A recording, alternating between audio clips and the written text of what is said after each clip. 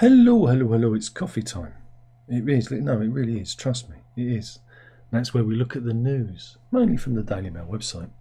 Top story, we're going to Hurricane Milton in Florida. Terrifying warnings of a 15-foot storm surge. So that's like, well, it's over twice the height of an average human being. Nearly 3 times, if you're short. So yeah, it's looking pretty bad as the storm hurtles in. It should be hitting. I think it's hitting today. There we go. There's the eye of the storm travelling towards the west coast of Florida. Again, many have left. Many haven't. Many have stayed. And yeah, they're just waiting to see what happens. Officials said those choosing to stay to ride out Hurricane Milton will be left to fend for themselves. Some have said that your house will be your coffin. Yes. Officials said those choosing to stay will be left to fend for themselves, with Tampa Mayor Jane Castor declaring that the 15-foot storm surge that's forecast would be deep enough to submerge entire houses. She said flatly, so if you're in your home, that's your coffin that you're in. The state is holding its breath as the Category 5 hurricane barrels across the Gulf of Mexico. And yeah, they're forecasting 165-mile-an-hour winds and 15-foot floods. And oh God, it's such a dramatic picture. Everyone's like holding their breath. You know, such a dramatic picture of the hurricane. And yeah, we wait and see. Wait and see what happens.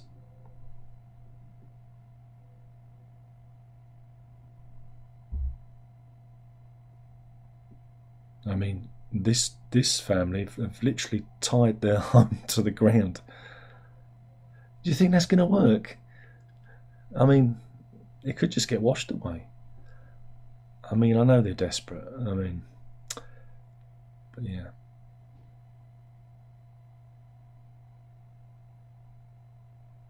And this is the path of the hurricane.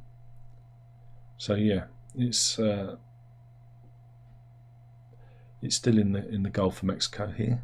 On Thursday at 7 p.m. it should start to hit and pass over by Friday, and be completely clear by next Monday. So yeah, all eyes are on Florida, and yeah, it's just scary stuff. Luckily, it's not weather that we'd ever encounter. Meanwhile, the weather must be bad because in Morocco, in southeastern Morocco, the Moroccan government said 2 days of rainfall exceeded the yearly average in several areas, and yes, it has left the Saharan desert, flooded. Yeah, there you go. Very, very rare. It's also created, look, little oases in the desert. There's a lot of weather out there, isn't there? That was in the desert town of Merzouga near Rashidia in southeastern Morocco. The picture was taken on the 2nd of October 2024, so that was last week. I mean, I don't know, it's kind of picturesque, doesn't it? It looks like an oasis. But yeah, so they've been flooded as well. It does look, that looks like a desktop picture for your computer, doesn't it? I like that. I like the reflection. So yeah, everyone's getting some weather out there. What else is going on? Got Amazon Prime Day to spend your money. That's happening. Right. Meanwhile, Martin Lewis, the TV money fella, blasted Lisa Nandy from Labour. Here he is. Look, he's in mid blast. Look, He's in mid-blast. I wonder why he blasted her. You know why. You know why.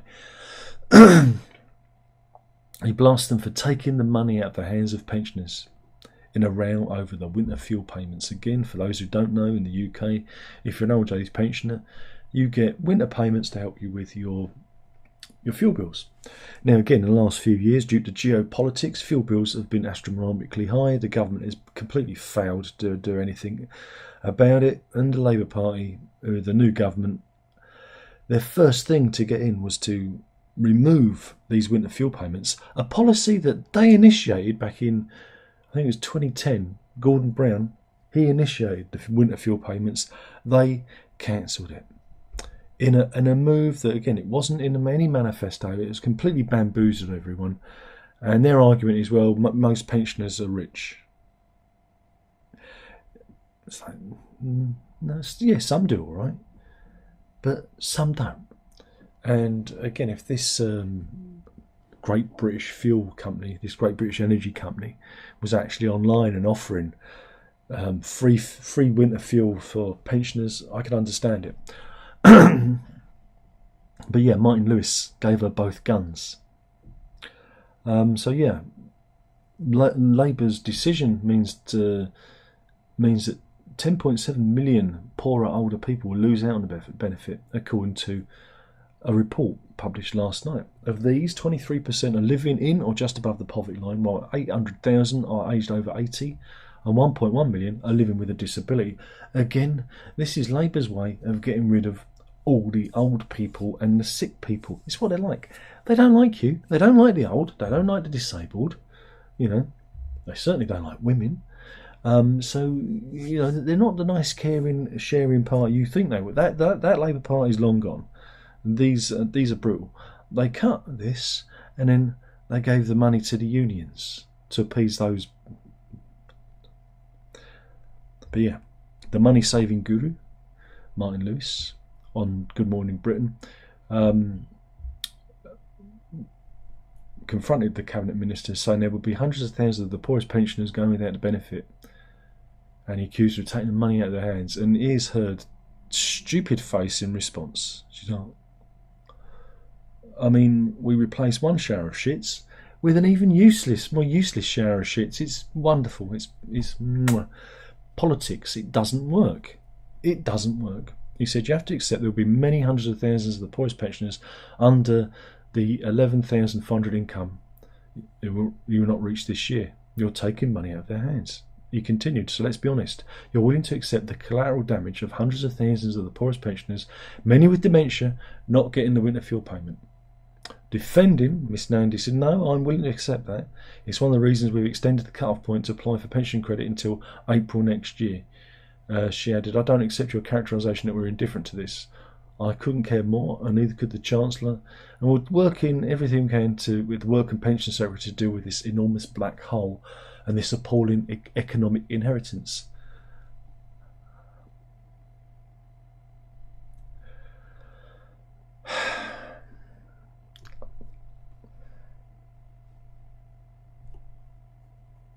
Yeah, analysis by Age UK, which was published last night, found that 4 in 5 pensioners living below or just above the poverty line are set to lose their winter fuel allowance. So, you know, that's nice.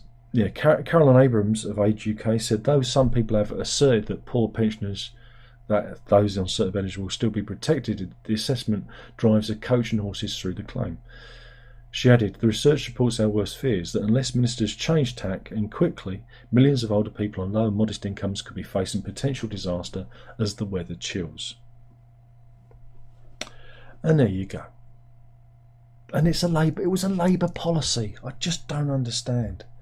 You know, I just don't understand it.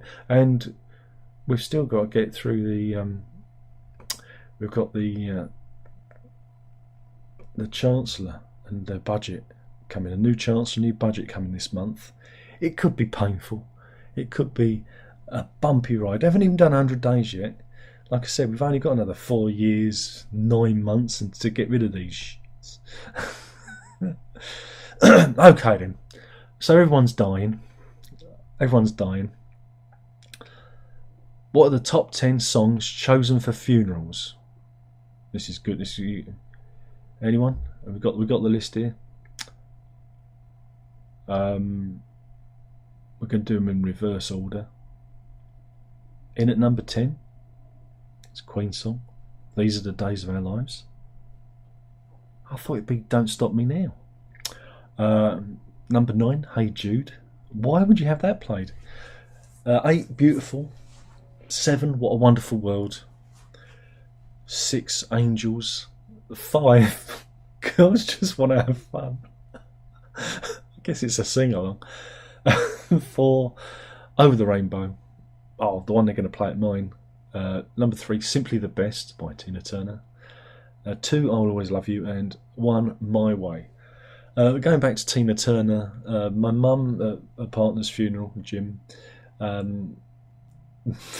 chose Missing You by Tina Turner. And if you listen to, again, me and the missus were there at the funeral and it comes on, and of course it's one of those ones that it's a twist, because the line is, I'm not missing you at all, missing you, I'm not missing you at all. But they are, but they're not. But we were just sitting there thinking, probably not the best choice for a funeral. So yeah, there you go. It's this is yeah, a great selection there of songs. This was put together by Mary Curie, end of life care charity, and it's described as the first playlist created by people at the end of life. Cheery. 1,000 adults who responded. So there are some other ones that didn't quite make the cut.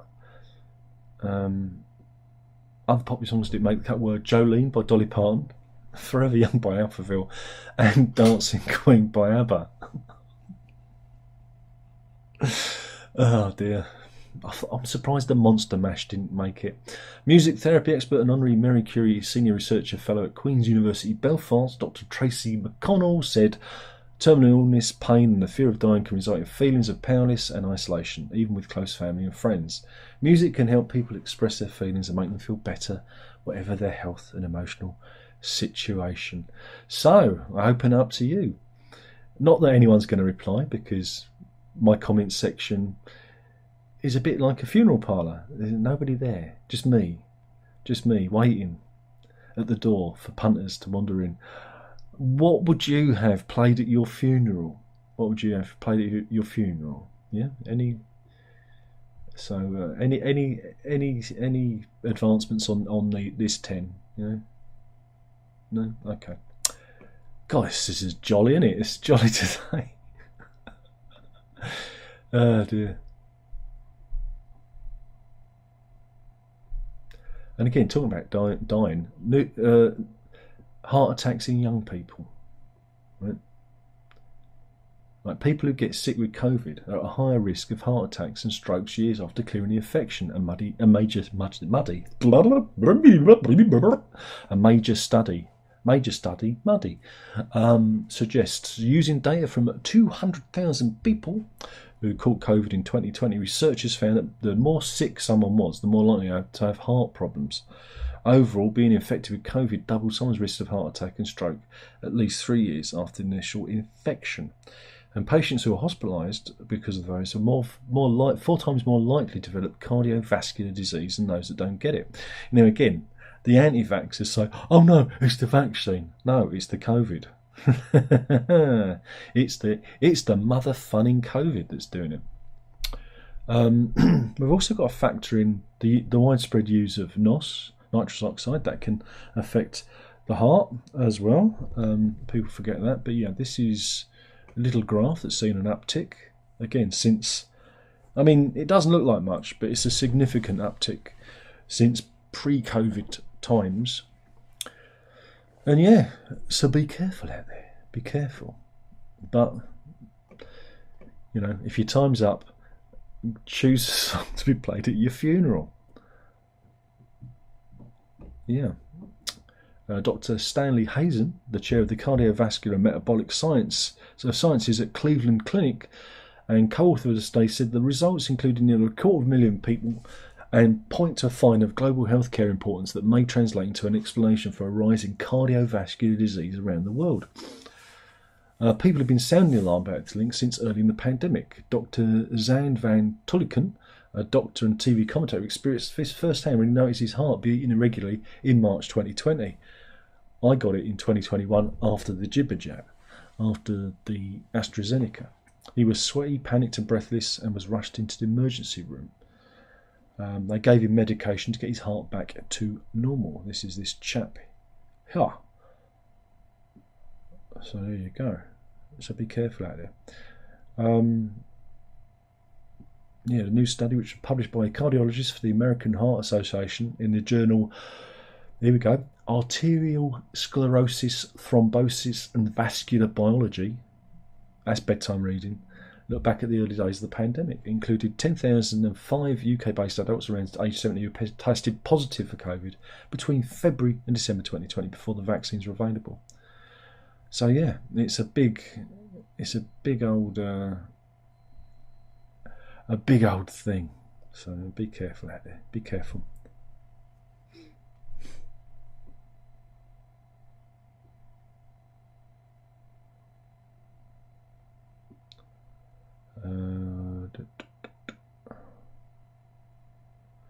Eight steps that will lead you to multiple orgasms? Nah, better not. Better not. Hugh Edwards has put up his 6-bedroom home in Dulwich for sale, 4.75 million. What do you reckon, missus? Could be our new pad. What do you reckon? The only problem is when you go there to view, this is what greets you at the door. He's a dirty beggar. Oh, it looks nice. Looks nice. But yeah, you might want to get a fresh internet connection. Oh, very nice. Very nice. Yeah. It's got a skylight. That's so you can get good pictures of your crotch when you're, soliciting young men. Oh, I like that one. It pinged. That was my joke detector going off. Oh, very nice. Oh, they've even got a piano. There you go. Shame we didn't play that, innit? Instead of playing with him. Anyway, let's move on. Shall we move on to the next story? Anyway, for those who don't know, Hugh Edwards is a very dirty boy. Very dirty. I think we did cover this. This feels like we may have done this in the past, but it's reached its resolution. It's a court case. This is Celia Tan. She's been at war with her neighbours Robert and Helen Flack. I think that's how it's pronounced. This is in West London. She claimed, she complained about her. She took action against her neighbours. Miss Tam, she's a divorcee. She took action. They were arguing over gutters. Yeah, the gutters dumping rainwater on her garden, and then she complained that the couple's teenage daughter was drumming, and they used the drumming as a weapon to annoy her. And they accused her of, destroying the gutter and repeatedly painting or fixing her door number outside their house. And of course, this led to a bitter court case. It is Miss Celia Tan with her daughter coming out of the court. And here are the Helen and Robert Flack, who countersued for trespass and the cost of replacing their guttering. So yeah, they end up with a bitter court case. And again, this is where that's what they're arguing. That extension there, the guttering. Yeah, I don't. So I think she's a little bit woo woo. And yeah, the trial at Central London County Court, Judge Alan Sagerson dismissed Miss Tan's case, ordering her to pay the court bill, estimated about £150,000, with a £77,500 up front towards the Flack's costs, branding her as psychologically incapable of acting reasonably. Miss Tan was described in his ruling as passive-aggressive and having taken spiteful, punitive actions designed to aggravate her neighbours during the conflict while creating an atmosphere of toxicity in the street. However, she ain't going to learn. Remember, what did he say? Psychologically incapable of acting reasonably. She proves this by fighting on. Yeah, she's putting a bid to appeal against a decision at the High Court in London. The court heard that the tensions between the two families built up after Miss Tan and her daughter Rebecca moved into a two-bedroom house in Ruislip in October 2009. And yeah, it just went downhill from there, really. And like I said, this is the extension that's going to give them some rainwater. I don't know. It's a boundary dispute, and she's now put her place up for sale. I imagine to help pay for the legal bills. Just wouldn't it be nice if we could all just get on with our neighbours, wouldn't it?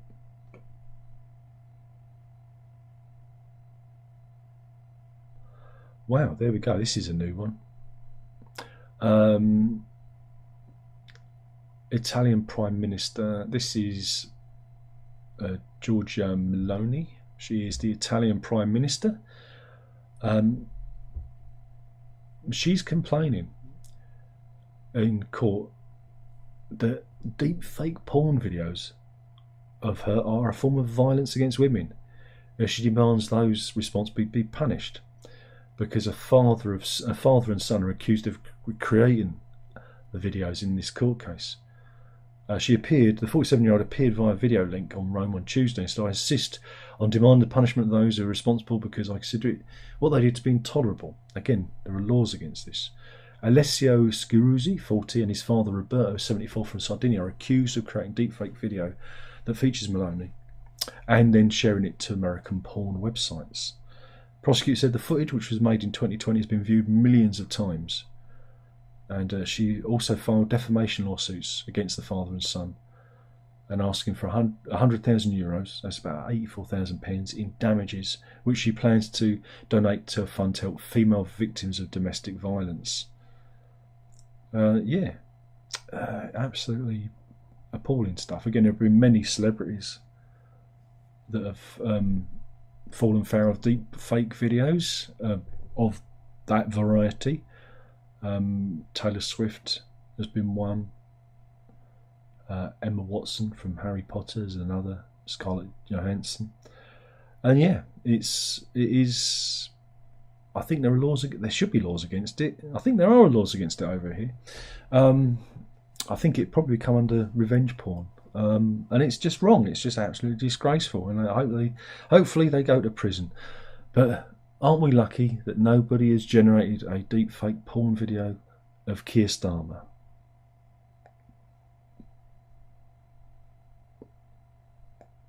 I just felt a bit sick then.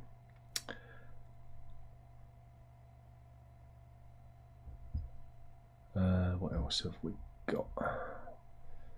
Can't do that one. Definitely can't do that one.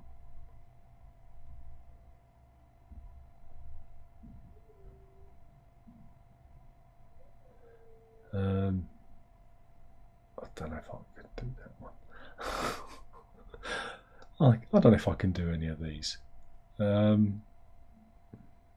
here we go. How about some gender woo-woo news? Woo-woo! Let's go up to Norfolk, shall we?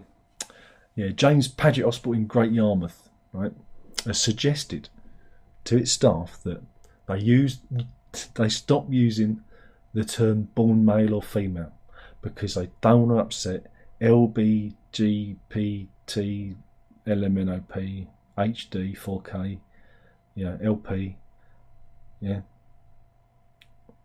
plus, minus, hashtag, community.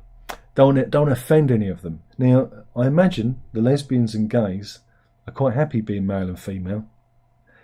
It's just those spicy straights who think that there's something that they're not are going to have the issue. Like I say, lesbians, they know that they're women because they like women, and gays, they know that they're men and they like men, so they ain't going to have a problem with it. It's just the TQs that are going to have the problem, aren't they? In the new guidance, In new guidance titled Celebrating Pride, the Trust included a glossary of various definitions to ensure staff were using the correct LGBTQ plus terminology. However, at the end of the detailed definition, a brief included all phrases and terms staff should not say in a bid to avoid causing upset amongst the patients. They advised not to say the terms, ladies and gentlemen. You can get around this. I use ladies and gentlemen, and those are undecided. Covers all bases there. No one can be upset with that. You can't say both genders. You can't say opposite sexes. And you can't say mailman, fireman, policeman. Yeah, see, look, here we go. You can't, these are the things, right? You can no longer say hermaphrodite. That has big implications for those who enjoy progressive rock music. Fountain of Salmacis is now banned. We can't have that song anymore. Oh, that was a deep cut for all the Genesis fans out there, wasn't it? So yeah, hermaphrodite, you now say intersex. Apparently hermaphrodite is a stigmatised and inaccurate word. You can't say homosexual anymore. You say gay. Huh? What? Homosexual? No gay person's upset by being called homosexual. I'll tell you what they are upset by. The Q word. The Q word, which is a slur. That's what they're upset by. Homosexual often connotates a medical diagnosis or a discomfort with gay or lesbian people.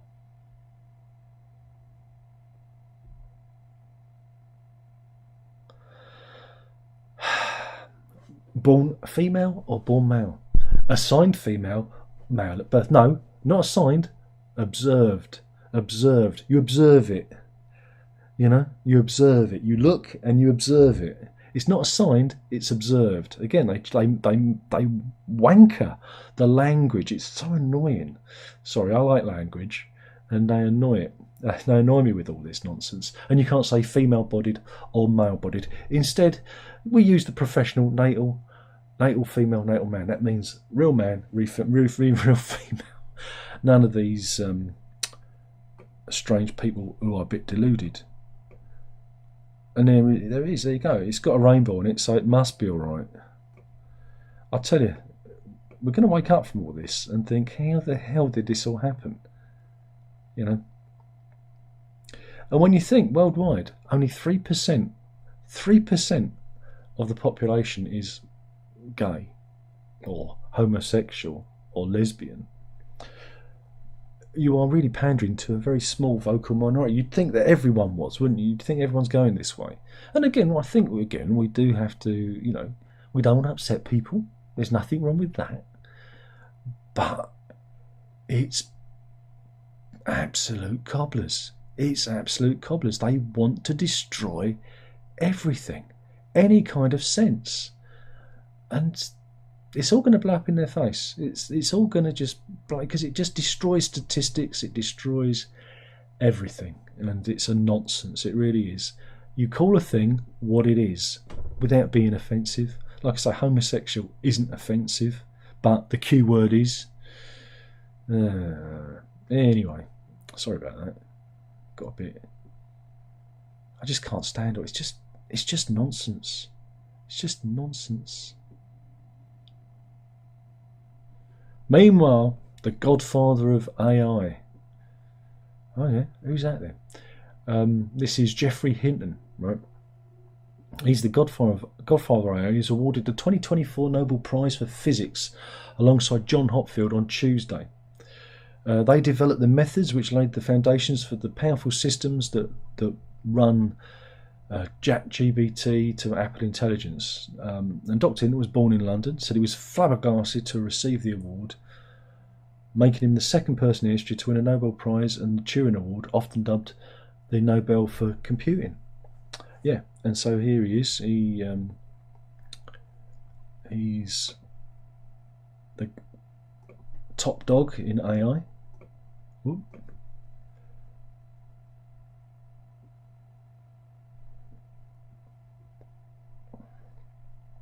But, excuse me, in 2022, Dr. Hinton resigned from Google, right, in order to speak out about the dangers of the technology.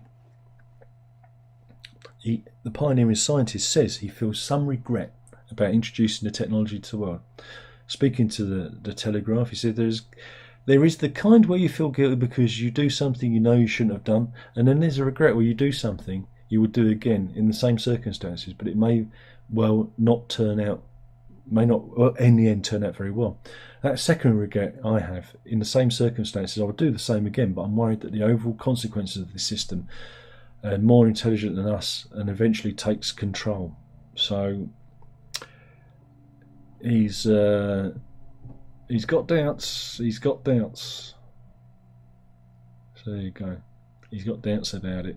Just turn it off. Just turn it off now. Just turn it all off.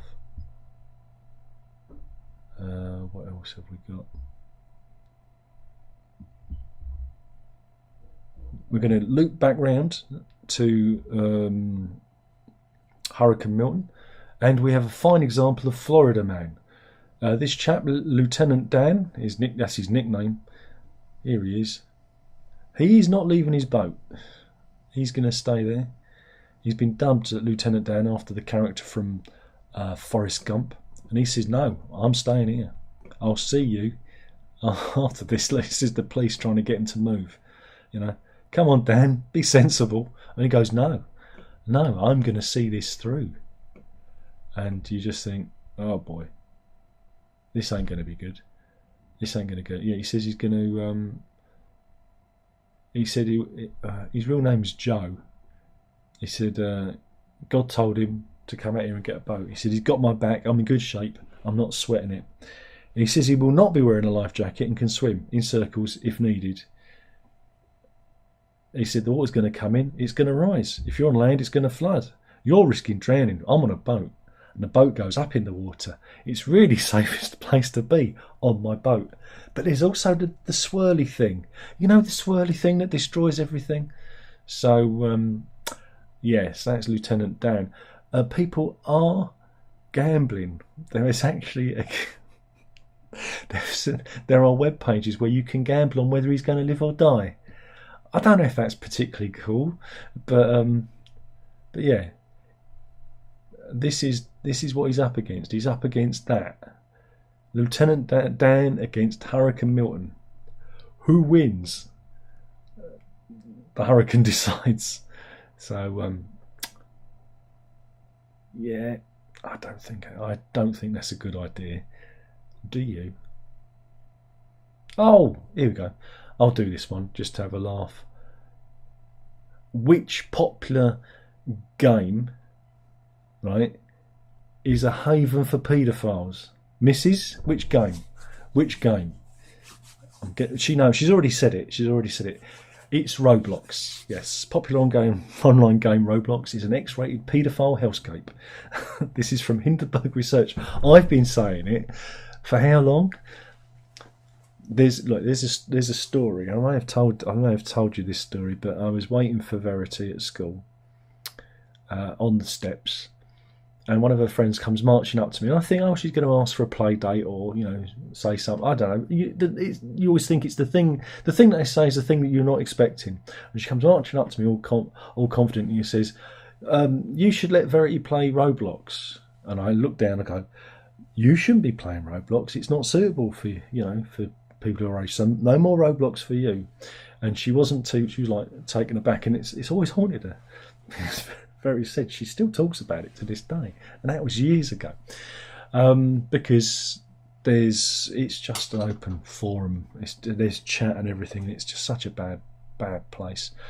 Hindenburg Research issued damning findings on Tuesday after protracted investigations of the controversial kids game.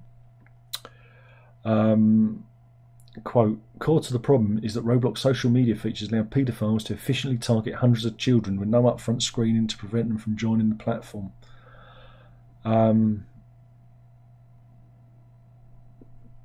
To test the theory, researchers attempted to create accounts using the names of infamous child molesters and criminals. Ian Huntley. Jimmy Savile. They attempted to create an account under the name of Earl Brian Bradley, a paedophile convicted of molesting 103 children, but learned the username was already taken, with a host of variants, including Earl Brian Bradley 69. Oh man, I am so demonetised. There were 900 variants of the name Jeffrey Epstein and 600 hits while searching Diddy games. P. Diddy, I guess. Some of these games were titled Diddy Party, Run from Diddy Simulator, and Escape to Epstein Island. According to Roblox, 21% of its users are under the age of 9. Yay. And here, well, I don't even know what's going on here, but some of the characters seem to be in the nip. Oh no, I'm done. I'm finished. Researchers claim they're easy for them to track down games and groups that were trading inappropriate images and for soliciting favours of a spicy nature. I'm doing this to navigate the algorithm. In all, Roblox self-reported more than 13,000 incidents of child exploitation to the National Centre of Missing and Exploited Children in 2023 alone. And just Roblox. I remember when you're playing Roblox, kids. If any kids are watching this and you're chatting to someone who you think is your age, it's this chap. Yeah, this is 27-year-old Darius Matowicz from Delaware, who was arrested after he kidnapped a child using the platform. Fuck me, all life is here. I've just sworn. More demonetisation.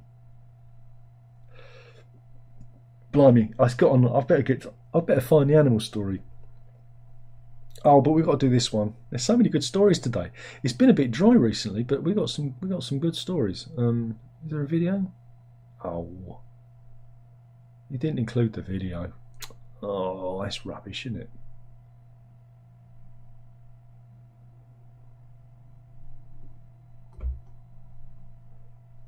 They didn't include the full video on the page, but there's a little. Now imagine it carrying on driving, all right, because they forgot to include the video. CCTV caught this, and it shows. We can actually, you can actually see it. It crashes straight into the building. I guess I reversed that remnants there was of a toy car that had been left. And there's significant structural damage there. Oh, there is the video. Oh, it's hidden. Is this the best gaming PC for students? Motherfucker, it's an advert. You can watch the video after the 38-second advert.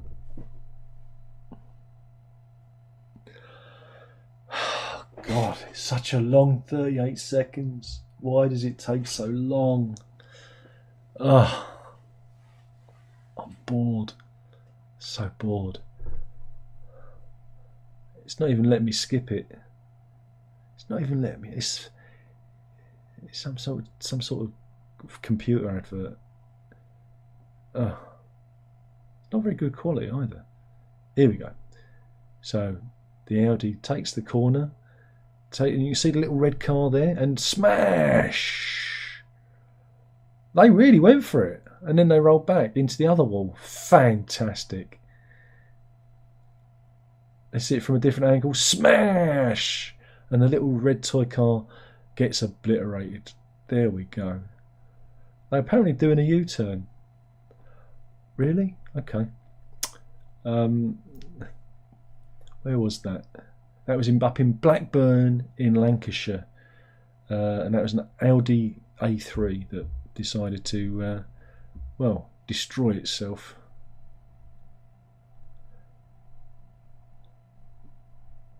I would like to cover that one, but I better.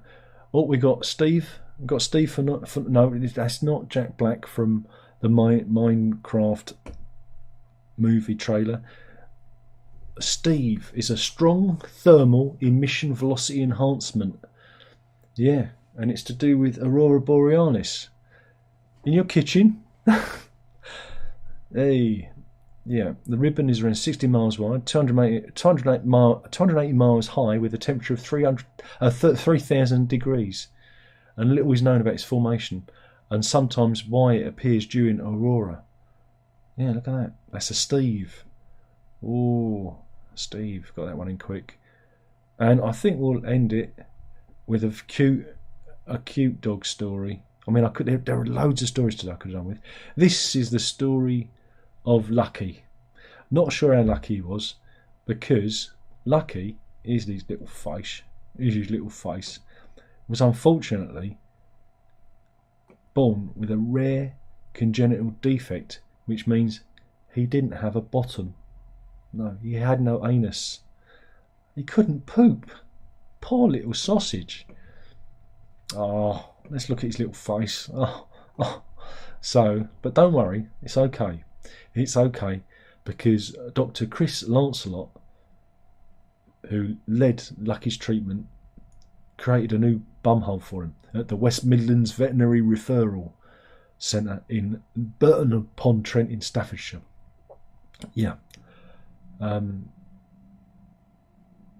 Yeah, he was born with Atresia Annie type 3. Right? And Lucky, she went under a complex operation to build her new bottom from scratch. Dr. Chris said Lucky was, in fact, unluckily born with a congenital defect, which meant she had no anus. It was a severe case. In layman's terms, I need to create an anus, a reposition of the rectum, and attach the bowel to this new anus. The surgery is challenging in these cases, as type 3 atresia means that the closed bowel is far away from where the anus should be. First, we removed the fistula, the abnormal internal passageway, and then carefully dissected the rectum to mobilise it. Following the 3-hour operation, Lucky then spent a week recovering and learning to relieve herself. Here she is after the operation. With an Elizabethan collar on. I bet she couldn't wait to test out her new bumhole. I bet here she is, and here she is at her home in Rugeley or Rugley in Staffordshire. I'm not sure. Rugeley or Rugley. I don't know. Here she is amongst the lavender, saying, "I've got a brand new bumhole." There you go. And we'll end it there. I've gone on far too long because I was enjoying myself, and I shouldn't enjoy myself. Should I? No. 6 people in. Like I said, I shouldn't enjoy myself. Naz is in. He said, Sid Barrett's Floyd at my wake, though no bike. Okay. Runs in. Alright, Clive. He says, hi, Darren. Nursery crime will have to come with a parental warning now, exactly. Bondi says, I identified as a woman for a day when I dressed in drag for my final day of school. Good for you, Bondi. And that's fine. If you want to do that, that is fine. But to pretend that you're something you're not just because you declare yourself, again, we don't do it with people who think they're Napoleon. We don't call them the Emperor of France, do we? And let them invade. We lock them up. But wait, look, the lunatics are winning, so what does it matter? We'll all be dead soon, so it doesn't matter. It doesn't matter. But everyone's an ideologue, and you've got to be very careful. Everyone's an ideologue these days. There's no sense or sensibility. And we've all just got to stop and stare and watch with our mouths open like this. Because that's the world we're living in. And like I say, live as you please. Don't do any harm to any other people. And, that's all you've got to remember. But they're creating these situations that are going to be exploited by people who are nefarious. So there you go. But yeah, Bondi loves cross-dressing. Good for him. And we'll end it there. What a positive message to end on. See, we cross-dressers, you're welcome, but you'll always be a man. It's as simple as that. We'll end it there. That was the news. Killing the channel. Well, probably got cancelled now. Probably cancelled. Killing the channel one video at a time. You know you've got to drink it up. Ta-ta.